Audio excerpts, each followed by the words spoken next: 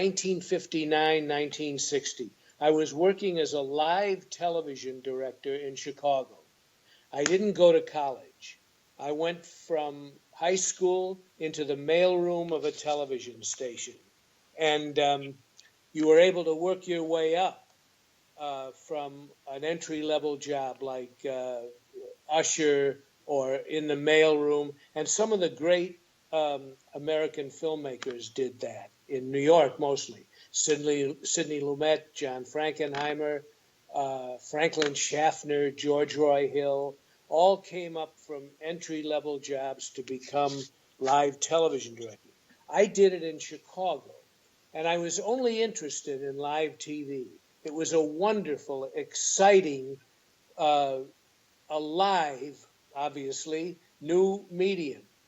And I worked at 3 stations in Chicago, but there was this one station where I worked where there was a very influential and woman who was very rich, and she later became the cultural commissioner of Chicago.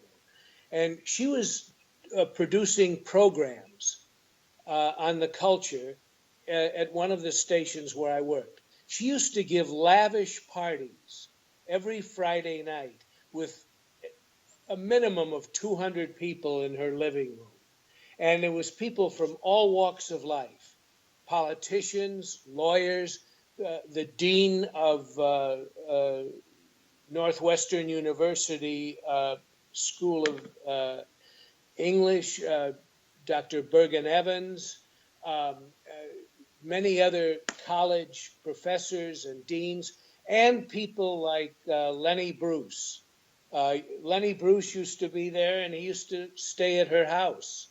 And many other entertainers. Dizzy Gillespie, whenever he was playing through Chicago, would come to these parties and stay at her house. And she used to constantly invite me to these parties. She took a liking to me, and I hate parties. I hate large parties. I try not to go to them ever to this day. But once, I don't know, it must have been fate or whatever, I went to one of her parties on a Friday night. And I was pressed up against the wall with a Coca-Cola, trying to look reasonably intelligent in this gathering. And I'm standing directly next to a man in a priest collar. And I introduced myself to him, and he said his name was Father Robert Surfling. And I didn't know what to say to him. I said, "Oh, Father, where is your church?" And he said, "I don't have a church." He said, "I'm the Protestant chaplain at the Cook County Jail in Chicago on death row." And when he said that, it hit me like a lightning bolt. I don't know, it was an immediate moment of fate. And I thought about, we didn't say much more. Well, I asked him, I said, "Is there ever anyone you've met on death row that you thought was innocent?" And he said, "Well, as a matter of fact, there is this one guy now. His name is Paul CRUMP. He's been on death row for about 9 years. All of his appeals have run out, including at the United States Supreme Court. And he's going to the electric chair in 6 months." And that had a profound effect on me. And I thought about it all weekend.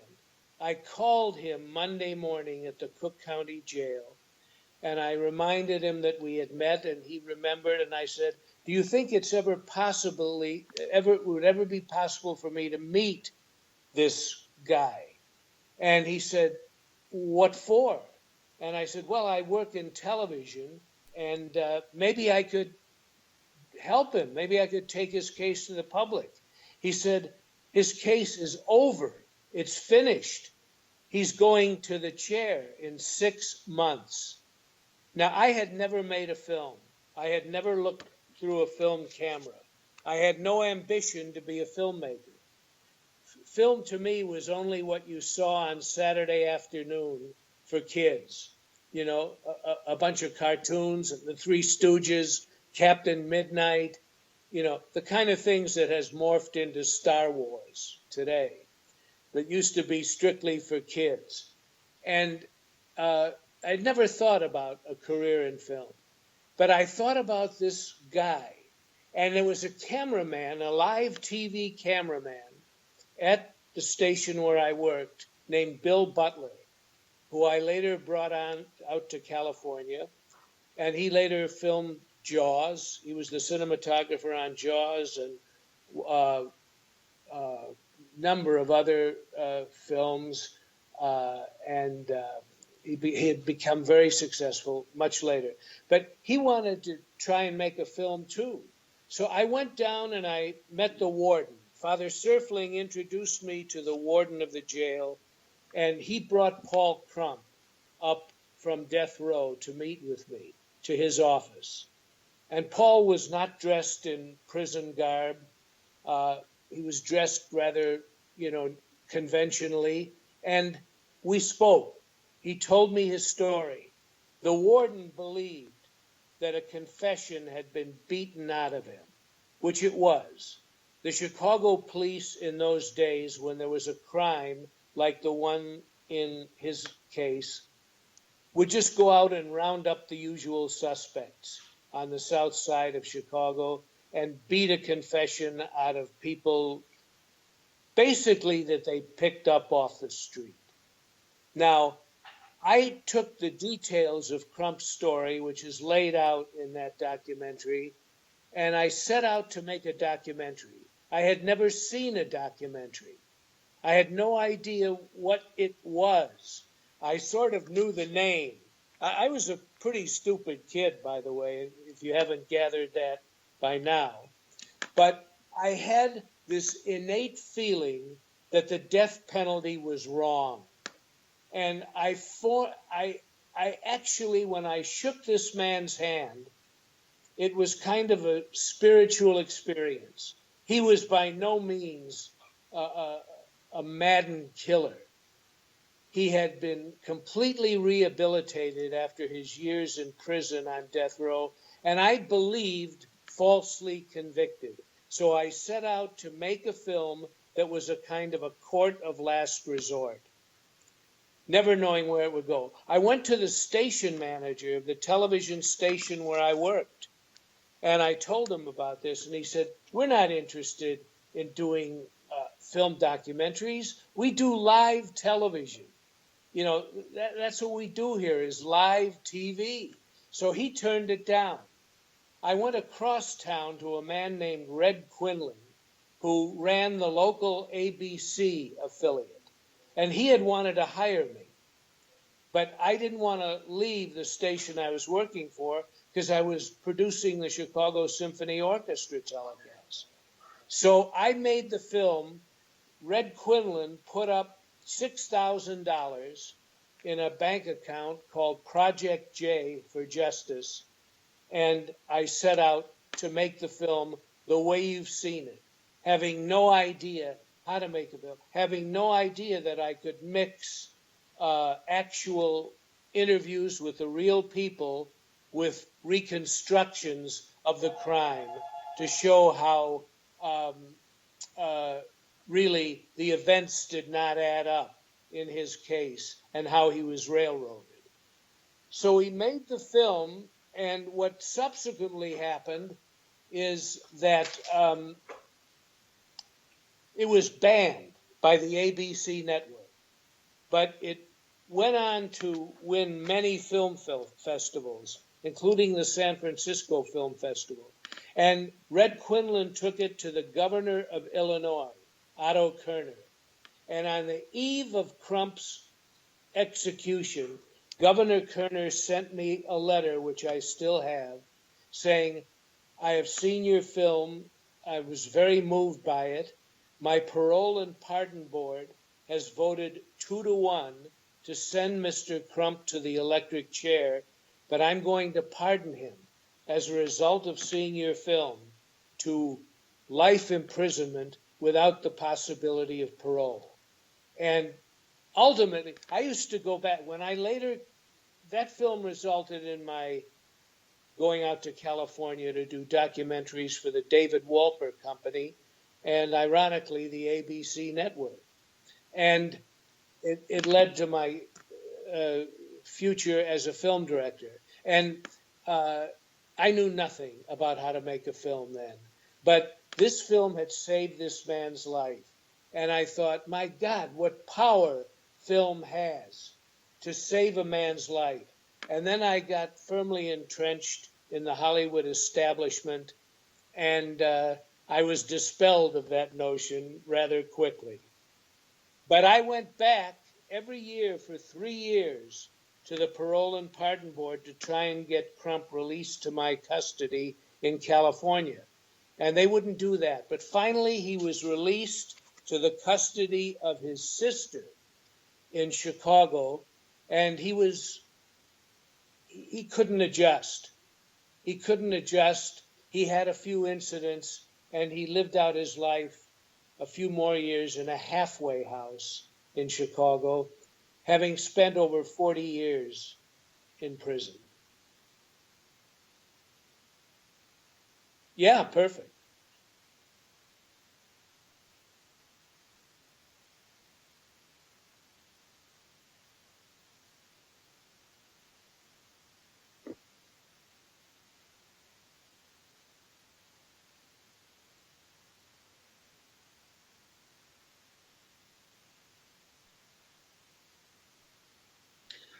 Well, by the time I made this film, what? What's that? It's okay. By the time I made this film, a friend of mine who I had great regard for had told me to go to a theater on the near North Side and see a movie called Citizen Kane. And I had seen Citizen Kane, and it changed my life. I realized the power of cinema when I saw Citizen Kane. And so I had the only sense I had of how to frame shots and how to try and achieve something on film was as a result of having seen Citizen Kane. By the way, there's a book by Malcolm Gladwell. I'm not sure of which one of his books it is. He hasn't written many, in which he mentions this woman I've told you about, Lois Solomon is her name, and he mentions my connection with her. Gladwell calls her a connector. She put people together and made things happen. And she put me together at this party with this priest. And it was strictly an act of fate. It was nothing that I intended or set out to do, and I didn't want to go there.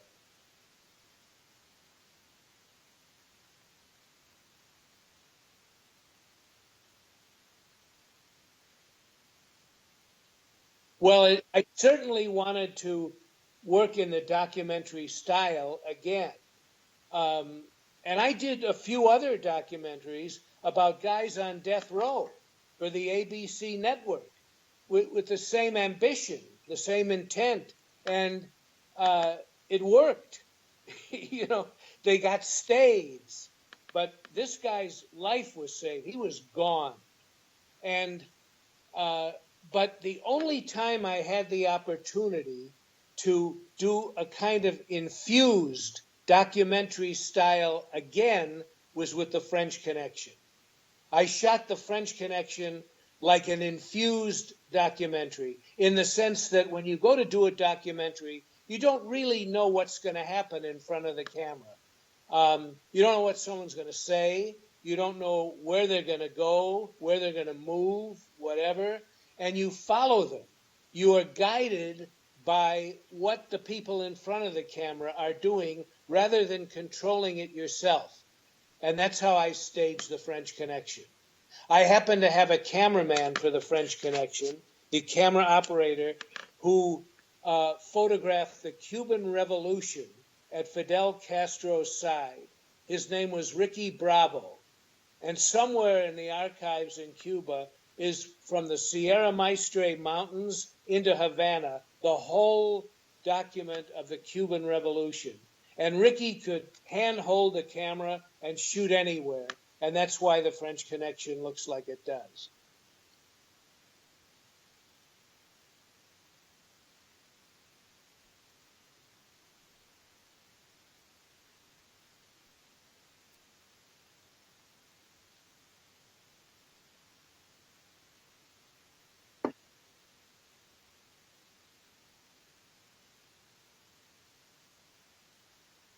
Well, it's in two parts, of course. The car on the ground, I had no control doing that. There was no traffic control. We drove a car at 90 miles an hour without any permits through red lights at about 90 miles an hour. We did have a police gumball on top of the car that you couldn't see. And I had a camera mounted over Gene Hackman's shoulder when and some for some shots on, and then in the passenger seat of the car, and a camera mounted to the front bumper of the car as it was traveling 90 miles an hour. And there were a couple of accidents. And there was one accident when Hackman was driving. He was broadsided. It was never planned. The accidents were not planned. I had one special effects man who had to put the car back together almost after every time we took it out into traffic. Now, so by the grace of God, no one was hurt or killed or got a sprained ankle. I would never do that again. But for the elevated train stuff, I went to the transit authority with my producer, and we asked him for permission. We told him what we wanted to do, and he said, "That's ridiculous. That's almost impossible. We've never had a train crash. We've never had a guy hijack a train. That's never occurred here. It would be almost impossible for me to let you do that." So we thanked him, and I set out in my heart and mind to go out and steal that section as well, and just go on elevated trains and shoot what I had to do with people there. But as we're leaving his office, he said, "Hey, where are you going?" And I said, "Well, you said it's impossible." I said it was almost impossible. And my producer, who is a Sicilian, he got it very quickly, and he said, "How much?" And this guy, who was head of the transit authority in New York, said $40,000 and a one-way ticket to Jamaica. And I said, "Well, why do you want a one-way ticket to Jamaica?" And he said, "Because if I let you do what you've just told me you want to do, I will be fired. And I want to live out the rest of my life in Jamaica," which he did. He was fired and lived happily ever after in Jamaica. But that's how the two I had permission to go on a subway, the elevated train on the Coney Island line at Stillwell Avenue, Coney Island from Bay 50th to Bay 26th Street. And we had from 10 in the morning to 3 in the afternoon. And we shot it over several days and then on weekends. But we had to be on and ready to shoot at 10 and off by 3.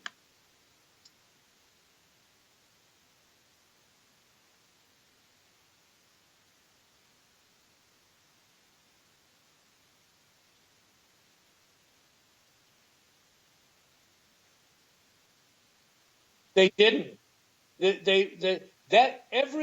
There are no mass-produced electric chairs. This electric chair was custom made. It was made, believe it or not, for the sheriff of Cook County then, whose name was Frank Sain, Sain. And he had a model of the electric chair on his desk, which he proudly showed me. But I was not allowed to film it. One day, I sent Bill Butler off to make some shots of the warden walking around, what we call B-roll. And I went in with the other camera and shot the electric chair, because I was filming on death row, and the electric chair was about 20 steps from death row. And I went in and made all those shots that you see of the chair in operation. It was all operated by a foot pedal. And clamps would come down over the arms, the legs at the ankles, a pad on the prisoner's head. And I shot the chair in various stages of operation. But I actually witnessed Paul Crump's cellmate die in the electric chair. I was one of the witnesses 30 witnesses to his death. And it's with me every day of my life. I almost can't even think about it. I watched a man die in the chair. I watched the state commit murder. And I've never forgotten it, and I didn't understand it. And it's a very harrowing sight to see a man die in the chair. And his name was Vincent Chiuchi. And he was, I believe, the last man to die in the electric chair in Cook County. They have other more civilized ways now.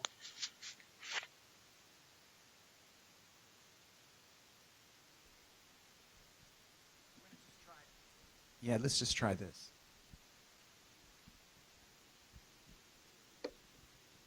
Well, I just wanted to thank you for your extraordinary career and some of the most unforgettable films all of us have enjoyed, including some scenes from The Exorcist that I just cannot, and the French Connection. Just I also think about those regularly.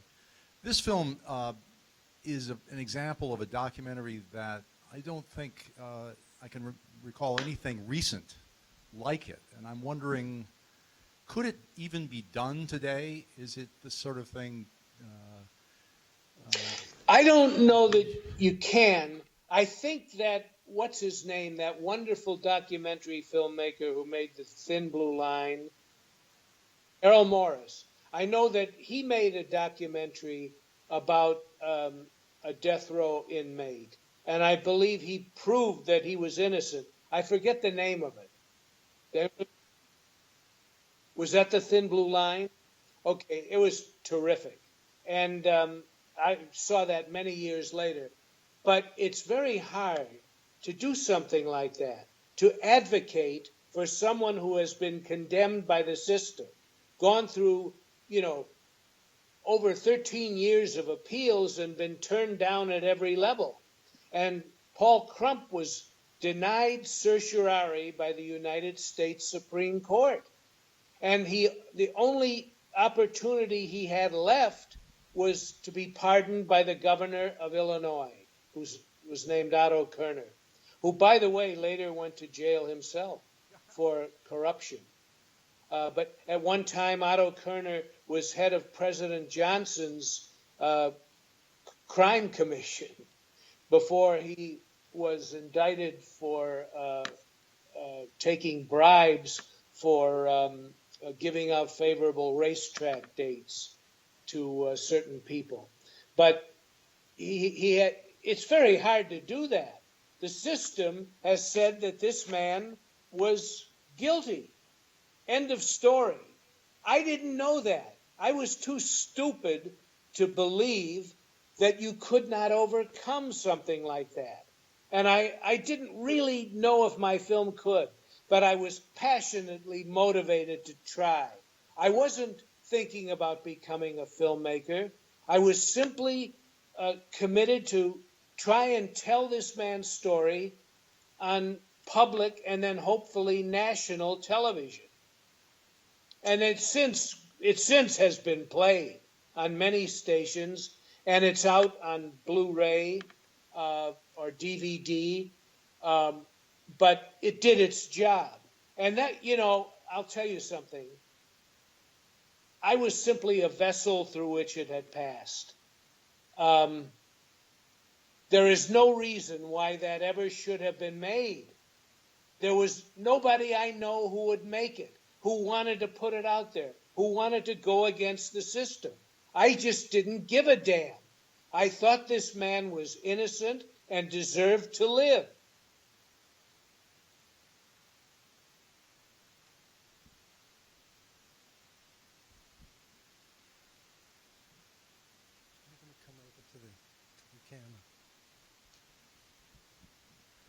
Yes? Yes. Can you see me, Bill? I sure can. Okay. Wonderful film. Thank you. Really effective film. And to think that you made it as your first film in 1962 is extraordinary. Some of the visual montages are amazing. And, Wow. yes. Well, thank. Yeah. I like the aerial photography of the camera of the car moving at 80 miles an hour. I thought that was That was through.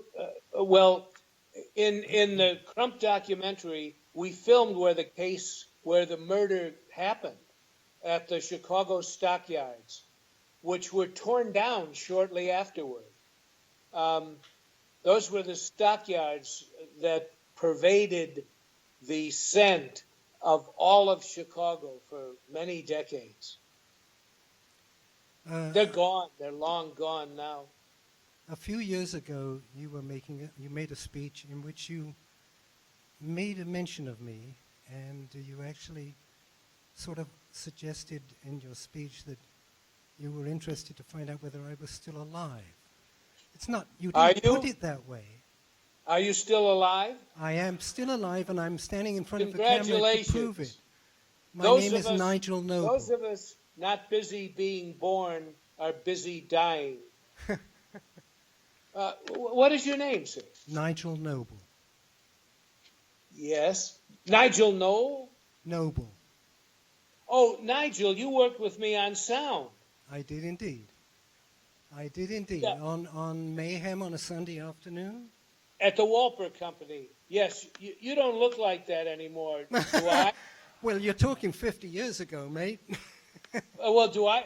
I remember you very well. I didn't recognize you, for which I apologize. No, why but would you? You were a great sound recordist. Oh, And thank you and I did a couple of documentaries for Walper Yes. Yes, it with was Vilis Lapanix. Vilis, the Latvian cameraman, yes. Yes. Yes. And Well, it's good to see you. I went to a Walper meeting where we were all there. I don't think you were there. And we all discovered that we were all being hired in the 60s, and none of us knew what we were doing. Not one of us. The writers, the cameramen, the sound department, and so on. Right. I wonder if you remember, and you do have you've proved that you have an amazing memory, but do you remember how Herman's Hermits might have come into our lives? I remember the Herman Hermits escapade very well, Nigel. I remember it very well. It's one of my golden memories. Mine too. It was great. Well, we did a documentary called Mayhem on a Sunday Afternoon. It was about professional football. And as part of it, this was in the 60s, as part of it, we went to Ohio, a small town, I think was it Akron, where the Cleveland Browns were practicing. And I filmed the practices and then later a game.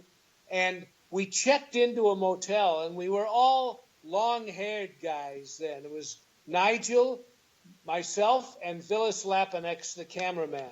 And we checked into a little motel. And we had long hair.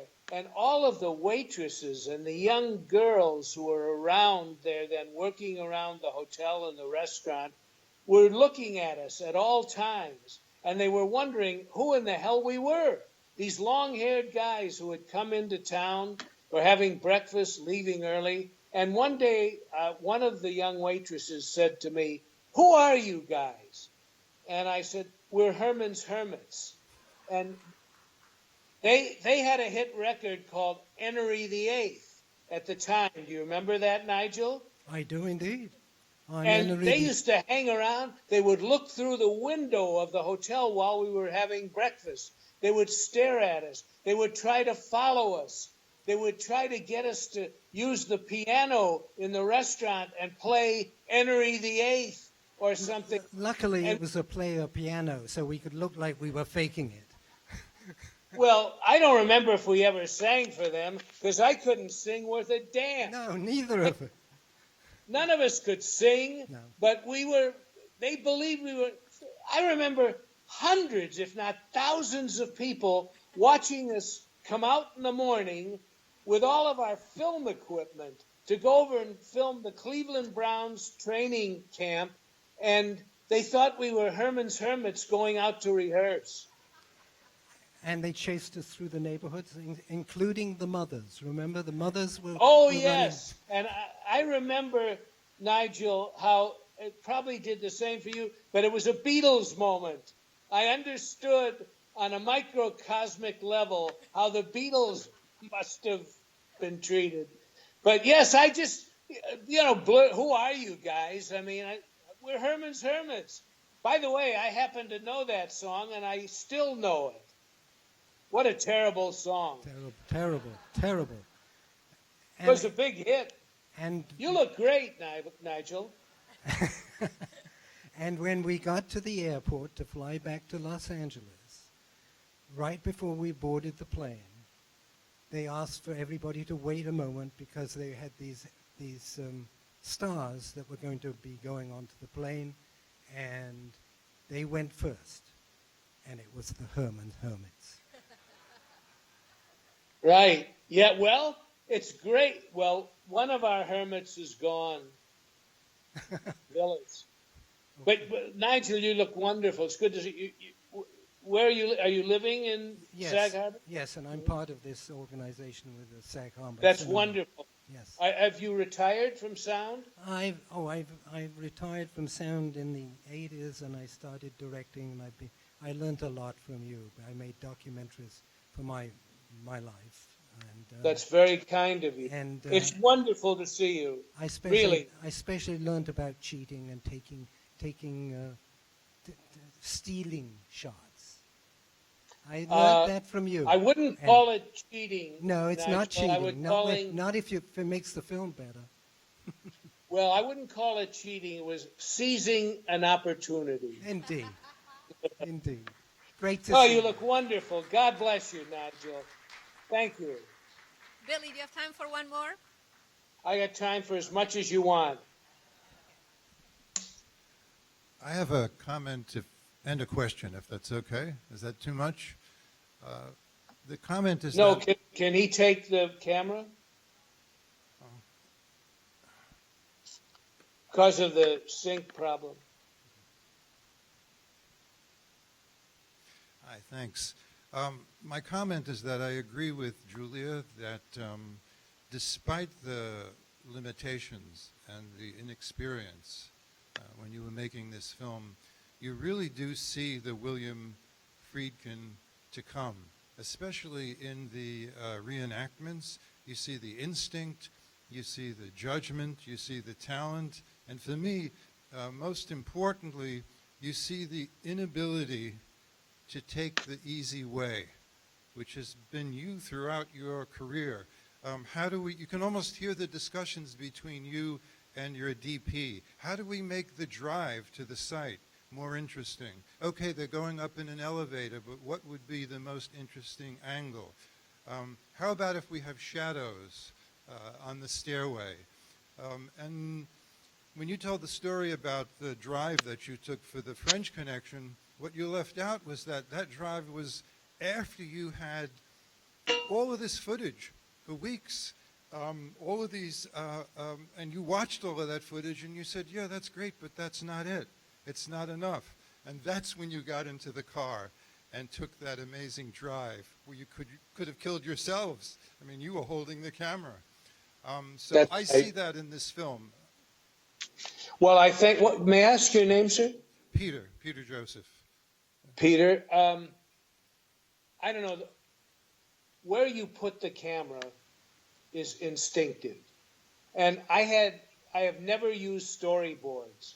I didn't storyboard the chase in the French Connection, nor did I storyboard the route for the robbery at the Libby McNeil Libby Company. But that is the actual route they took. The stairway is where they went up to rob the payroll department. All of that was actual. So I've always been, I guess, primarily motivated by reality, to try to dramatize from reality. I started, as you can see, as a kind of nonfiction filmmaker, but it became fiction very quickly, because one of the things you learn instinctively is to use what's at hand. You know, I mean, I so admire the filmmakers who work from their imaginations, like Fellini and Antonioni and so many others who work from their own imagination. But the most profound influence on me was that one film, Citizen Kane, where that didn't feel like a fiction either. It, of course, was, but, we all know based on William Randolph Hearst, but with great exceptions to the life of Hearst. Orson Welles reinvented Hearst's life and made it more interesting. And when I saw Citizen Kane, I went to a noon show on a Saturday afternoon, and I stayed in the theater through the 10 o'clock show at midnight. And I came out mesmerized. And that's when I realized the power of cinema. And I, of course, knew nothing about Hearst, nothing about Welles.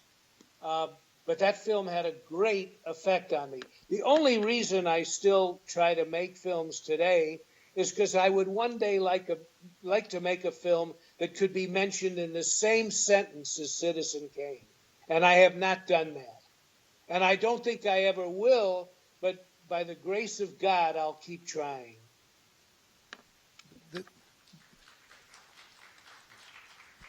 There's a film that you don't mention in your memoir, the Friedkin Connection, which I think is one of the best memoirs by any filmmaker. And it has a few things in common with the film that we just watched. It's black and white. It's focused on a single individual. In fact, the entire film is just an over-the-shoulder shot of you sitting face to face with one of the great masters of cinema, Fritz Lang. Mm-hmm. The version that I saw even had the slates. It's almost as if you had said, hey, look, I went to the horse's mouth. I'm going to give you everything that I got. Here it is. Could you just talk a little bit about that? Because it's a wonderful film. One day I had read that Fritz Lang was still alive and living in Los Angeles. So I called the Directors Guild, of which I was on the board, and I asked them if they could put me in touch with Fritz Lang. They gave me his phone number.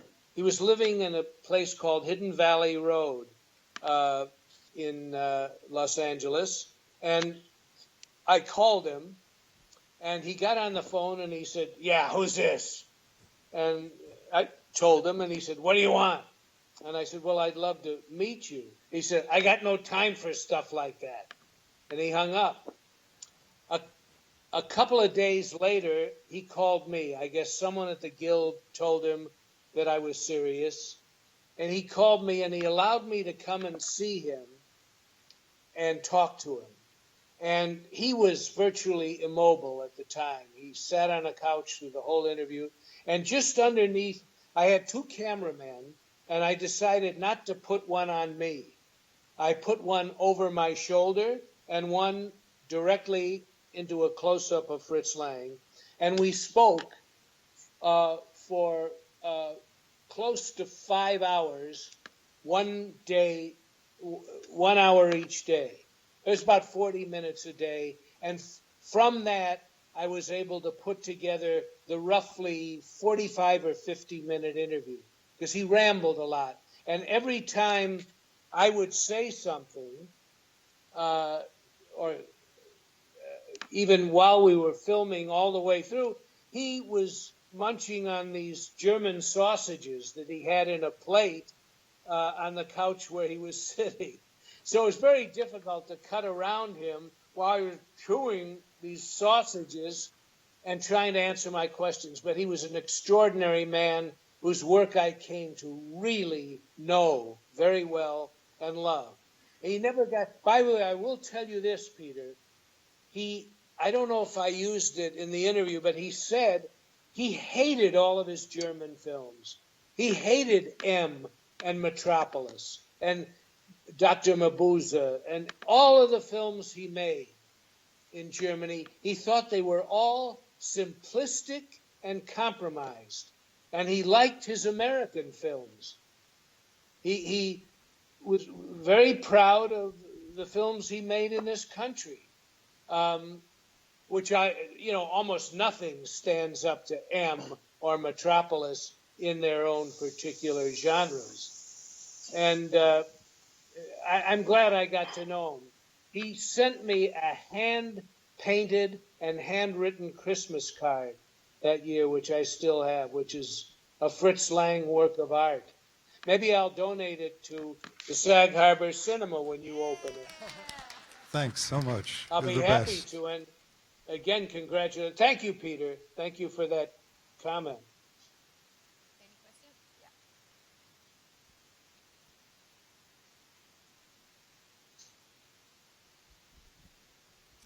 Hi there, Alfredo. Hello. Is my name. Such an amazing documentary, and I'm totally, passionate about it. I'm going to do some more homework when I get home. It was amazing. But one thing when I started, and I'm seeing this totally virgin. I don't know anything about your work, but this is totally eye-opening. I started to looking at your documentary and the way you began your film, and it felt to me like someone else has used your technique, and I want to give it to you because we were sort of speaking about that a little bit. When I saw Raising Arizona from the Coen brothers, there's the scene where there's a narration, and it felt totally like it was yours. The way, and if I'm not mistaken, obviously this was 1962. You did this, so they've been using your technique, and I just wanted to say that that's what it came to me. Do you know the movie? Well, that's very kind of you. I'm not aware of that. By the way, it must be cold there. You look pretty warm. Oh, because I have my motorcycle. That's why. Oh, okay. What's your name? Alfredo. Alfredo. I have never heard that before. Have you seen the movie I Raising very much Arizona? admire- Have you seen it? Raising Arizona? Yeah, well, many years ago. Yeah. But I very much admire the Coen brothers. Yeah, they're amazing. I think they're, really some of the best filmmakers around Totally. and have been for many years. I love No Country for Old Men, and the first one they made, Blood Simple. Yeah. Strong, really holds up. Thank you very Welcome. much. Okay, we have time for one more. Once? Okay, then I'm going to ask the last one. Billy, since we're talking about documentaries, I want you to explain a little bit about your new film, the one that is going to open in April, I think. It's a documentary, and you just recently finished it. April 20th, it opens in theaters, and then it goes to, whenever the theatrical's over, it goes to pay-per-view for 90 days and then to Netflix for 3 years. It's called The Devil and Father Amort. And Father Amort was the Vatican exorcist for 31 years. He was the dean of exorcists. And come on back, Giulia. I have to talk to somebody. It's hard to talk to the American flag I know, that wasn't intentional. or an exit sign. It wasn't. Is that juxtaposition planned or accidental? Exit and the American flag. American flag is an American flag. I went to, in 2016, in the spring, I went to Lucca in Italy to receive the Puccini Prize for my work in opera. Very undeserved, I might add. But I had to be in this lovely little town of Lucca, which was Puccini's hometown. And I was there for 8 days to do master classes and press. And I thought 8 days is a lot of time to spend in this lovely little town doing interviews. So I thought, and someone casually mentioned, again, this was fate. I had no intention of meeting Father Amort. And, but I have a friend, you know him, Antonio Manda, whose brother Andrea Manda is a theologian in Rome. And somebody casually mentioned that there's 35-minute drive from Lucca to Pisa, where the Leaning Tower is, and then there was a 1-hour flight from Pisa to Rome. And I thought, well, I want to see the tower. I had never seen the Leaning Tower. which is, have you, Giulia?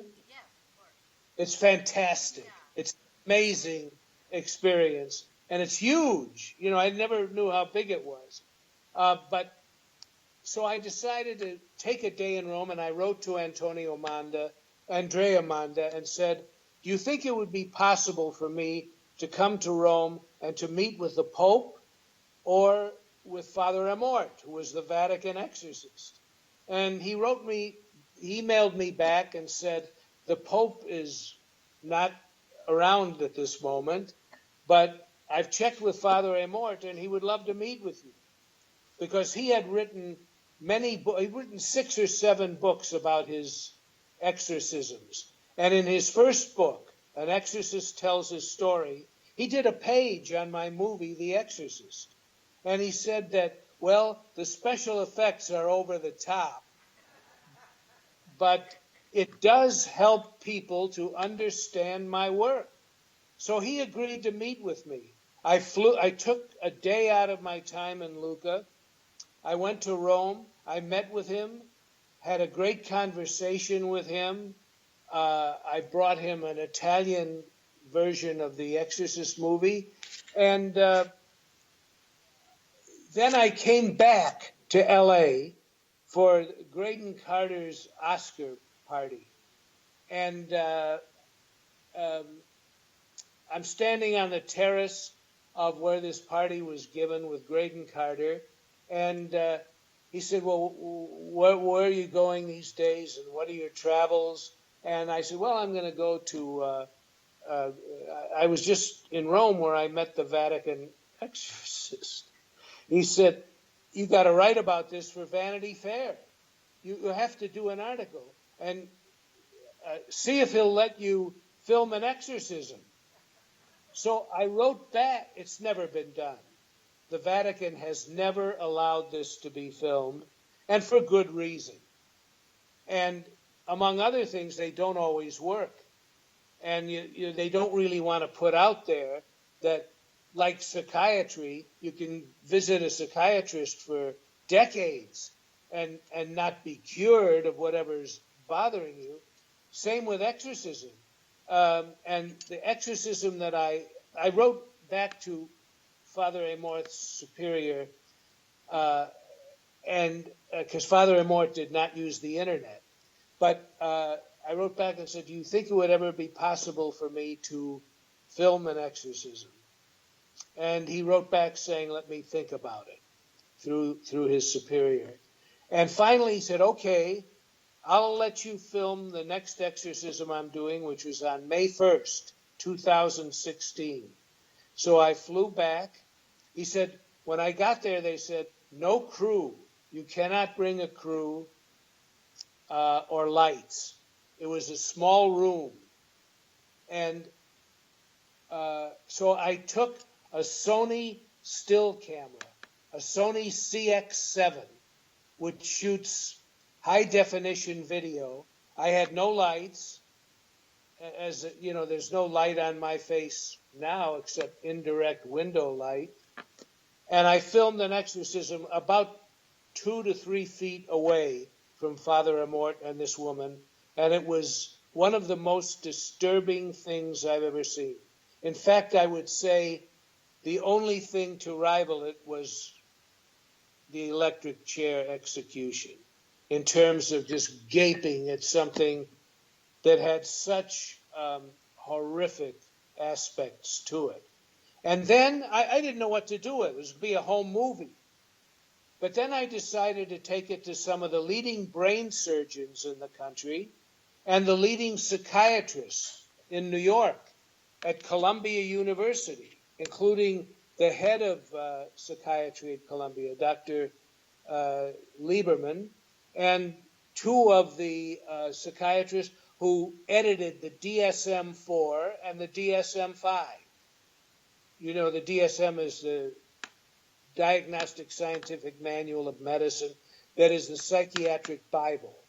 And I thought that they would debunk this whole thing and explain what it was. Because I had never seen an exorcism before I made my movie in '73. And to my amazement, the brain surgeons, all of whom had done over 5,000 surgeries, brain surgeries, said, this is not a problem in this woman's brain that we're aware of. They believe that everything initiates in the brain, but this was not a lesion in the temporal lobe or epilepsy or something off in the circuits of the brain. They said, I said, would you do an MRI on this woman if she came in? No, this is not anything we could operate on. So I then went to the psychiatrist, who, to my amazement, all agreed that they now accept demonic possession in the DSM-4 and the DSM-5. It's called dissociative trance disorder, demonic possession. And if a patient comes in, it's obviously a religious-based disease. But if a patient comes in and says they're possessed, or think they are, or their parents do, or their loved ones, they don't say, no, you're not possessed. That's a load of BS. They treat them as though they are possessed, but along with their medication and therapy. And at the time I made this film, there was a woman being treated at Columbia for demonic possession. So that's the nature of my documentary. And then, among other people I interviewed for it, was the Bishop of Los Angeles, and who is a wonderful spiritual man. And he said to me in the film, I could never do an exorcism. I said, why not? He said, I'm too terrified of it. I said, but you're the Bishop of Los Angeles. He said, it takes someone of a higher degree of spirituality, which I know Father Amort must have possessed, but I could never do it. And that too was shocking to me, because not every Catholic priest can perform an exorcism. It's a harrowing procedure. Well, you've seen the film.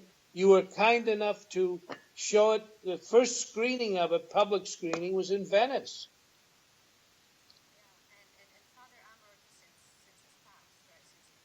Father Amorth died last year at the age of 91. He was the most deeply spiritual man I've ever met. So this interview that we've just done takes me from my first encounter with a priest to Father Amort, from a Protestant chaplain to the Vatican exorcist. And he's died, and the exorcists who are still around, at that time there were between 200 and 300. There was nobody in his class. It's like anything else, There are people who work at the very top of their skills, like Nigel Noble did as a sound man. And then there are others. There are film directors like Orson Welles and Fellini, and then there's me. No, seriously. There are varying degrees of skills in almost every, certainly, field of life. And, you try to make do with where your place in this world is and not fool yourself. But that was now, the documentary, I don't know if it's going to scare people. I'd love you. I don't think it could be disturbing. The reaction in Venice was really great from the critics and the public, but it's more like a film essay. It contains no fiction, except I do have a couple of small spots where I have film clips of William Peter Blatty talking about the origin of The Exorcist novel and film. Well, with this, Billy, I want to thank you so much for being so generous with us, and I hope we will get a chance to welcome you to the cinema itself when it's built. When do you think it'll be finished? We're looking at 220, correct? Yeah, we're looking at 2020. Spring? I'd love to come there. My friend, the great American Chicago, and Nelson Algren lived out his last years in Sag Harbor.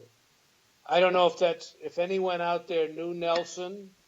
No, he wrote The Man with the Golden Arm and A Walk on the Wild Side, among other great American novels of the 1940s and 50s.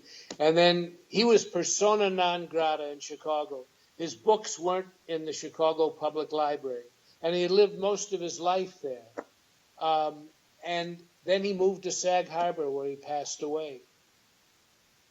So that it's a lovely, wonderful town. I'd love to visit the cinema, and if you keep such things, I'll bring you a couple of mementos to place there that I haven't given to the Motion Picture Academy. Yeah. Be happy to. Thank you, Billy, again. Giulia, it's a great pleasure, and thank you, ladies and gentlemen, for coming out for this really old relic. And I'm happy that you asked me to do this. How many people are out there?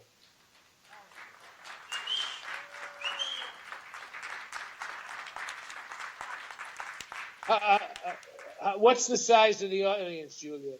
The size is about 100. And you're in a high school auditorium? Yes. And it will be our temporary place until we open. Main temporary place. We have shown in other places, smaller and bigger, but this is very comfortable. They're very hospitable to us, and we like to work with the school, which is one of the reasons why I wanted to show this film, this particular film, because I think it's inspiring.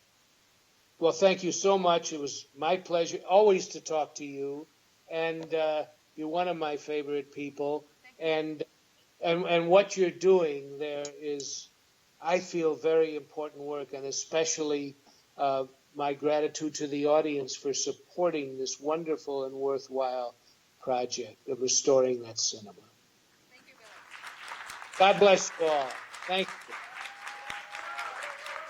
Thank you.